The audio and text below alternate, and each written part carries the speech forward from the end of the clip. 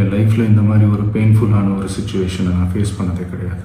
Most Karur incident ಆಗಿ 3 ದಿನ ಆಯಿತು. ಫೈನಲ್ ಆಗಿ ವಿಜಯ್ ಅವರು ಆಚೆ ಬಂದು ಇವತ್ತು ಅವರ ಅನಿಸಿಕೆಯನ್ನು ವ್ಯಕ್ತಪಡಿಸಿದ್ದಾರೆ. ಅದರಲ್ಲಿ ಮೇನ್ ಆಗಿ ನಾವು ತಿಳ್ಕೊಬೇಕಾಗಿರೋದು 3 ಇನ್ಸಿಡೆಂಟ್ಸ್. ಒಂದು ಬಂದು ವಿಜಯ್ ಅವರು ಈ ತರ ಇನ್ಸಿಡೆಂಟ್ ಅವ್ರ ಎಂಟೈರ್ ಲೈಫ್ ಅಲ್ಲಿ ಫೇಸ್ ಮಾಡಿಲ್ಲ, ಅದಕ್ಕೋಸ್ಕರ ನಂಗೆ ತುಂಬಾ ಬೇಜಾರಾಗ್ತಿದೆ, ಐ ಆಮ್ ಕಂಪ್ಲೀಟ್ಲಿ ಸಾರಿ ಅಂತ ಹೇಳ್ತಾರೆ. ಅಂಡ್ ನೆಕ್ಸ್ಟ್ ಥಿಂಗ್, 4-5 குரூப் உள்ள வந்தாங்க. வந்தோடனே வந்து எல்லாம் டோட்டலா தலைகீழ மாறிடுச்சுங்க சார். என்ன பண்ணாங்க? கரண்ட் ಕಟ್ ಆಯ್ತು ಸರ್.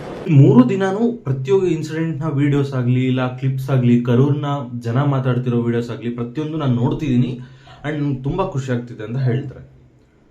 ಅಂಡ್ ಫೈನಲ್ ಆಗಿ ವಾರ್ನಿಂಗ್ ಕೊಡ್ತಾರೆ. ವಾರ್ನಿಂಗ್ ಯಾರಿಗೆ ಅಂತ ಹೇಳಿದ್ರೆ லைக் சிஎம் சார், உங்களுக்கு ஏதாவது இந்த பழி வாங்கணும் அப்படின்ற எண்ணம் ஏதாவது இருந்துச்சுன்னா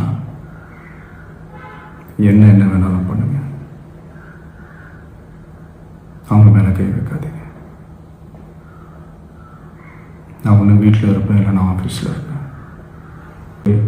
தோழர்களே, நம்மளோட அரசியல் பயணம் இன்னும் ஸ்ட்ராங்காக ಇನ್ನೂ ಧೈರ್ಯത്തോടെ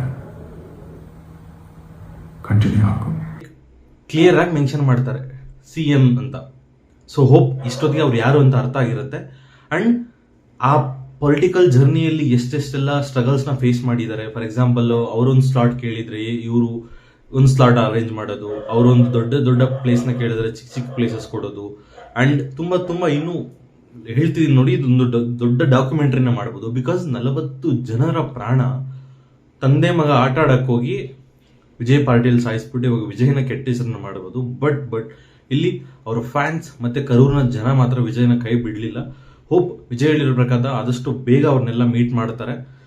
ಕಾಯಿ ನೋಡೋಣ. ಆಲ್ಮೋಸ್ಟ್ 1K ತುಂಬಾ ನೀರಿದ್ವಿ. ಸಬ್ಸ್ಕ್ರೈಬ್ ಮಾಡಿ. ಸಿಗುವ ನೆಕ್ಸ್ಟ್ ವಿಡಿಯೋದಲ್ಲಿ. ಟಿಲ್ ದೆನ್ ಬಾಯ್.